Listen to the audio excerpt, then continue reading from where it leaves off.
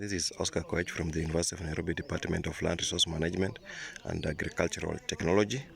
And I'm here in Samburu County, Lerata village, working with communities on issues of rangeland management and sustainable rangeland management and rehabilitation. And here we are training communities on issues of sustainable resource use, planning and management. One of the key things that we do in rangeland management is that the communities need to understand their landscape, they need to understand their land, they need to understand their resources.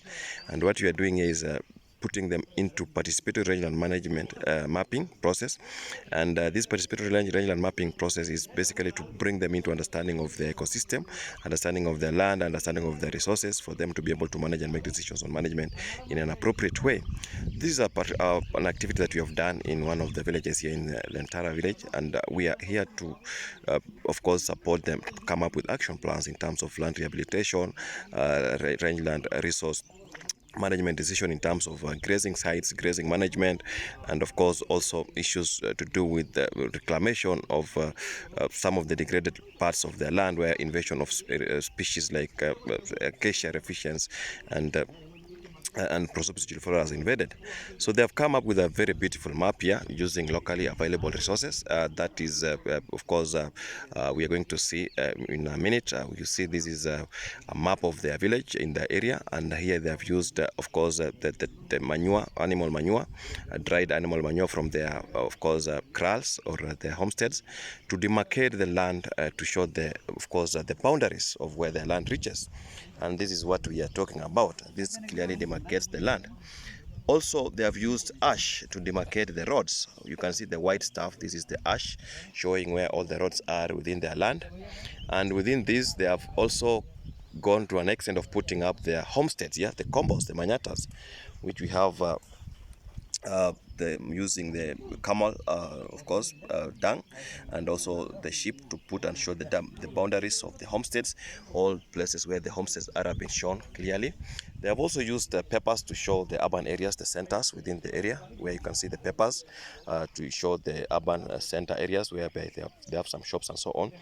The water bottles has been used to show where the water points are. These are the shallows and balls, yeah.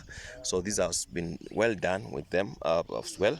They have also used water to pour on the lines where there is the seasonal rivers, yeah, and the vegetation surrounding it. This is what you are seeing here, clearly done with a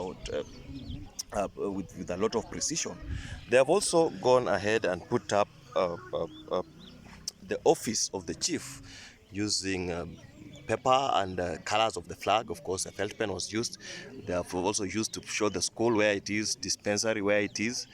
And with that, it clearly shows they understand their landscape in a better way. Another homestead is found in this particular end, showing where they have settled, where they stay. They have also used to show a hill where they have put a dung and some stores to show some hilly, rocky area. And the soil, you can see the differences in color of soil where you are showing the hill, just down at the hill, where we can see some brownish different soil, the sand soil, yeah, the different color, the darker.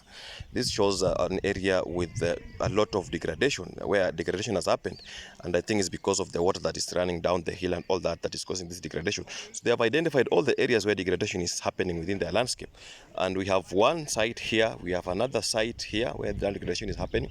There are some pockets near their urban areas, and which is clearly showing human activities and settlement impacts in terms of land, environment, and of course, they also have another showing another area of degradation happening. Yeah, that is a gully developing along that area that is close to the mountain areas, and of course, what they have also shown is that in areas of invasive species. This is they're talking here of.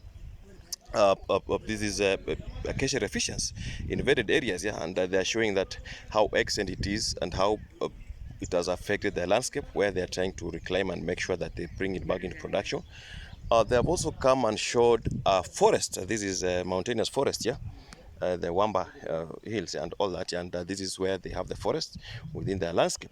So this has clearly shown them how to, of course, conserve their land in a more effective way. And of course, they are now making an action plan on how to deal with these challenges of land degradation in these areas, innovation, and also a plan of how they will do their grazing. They need to have a planned grazing system, and of course, a plan of areas to rehabilitate and of course regenerate the land.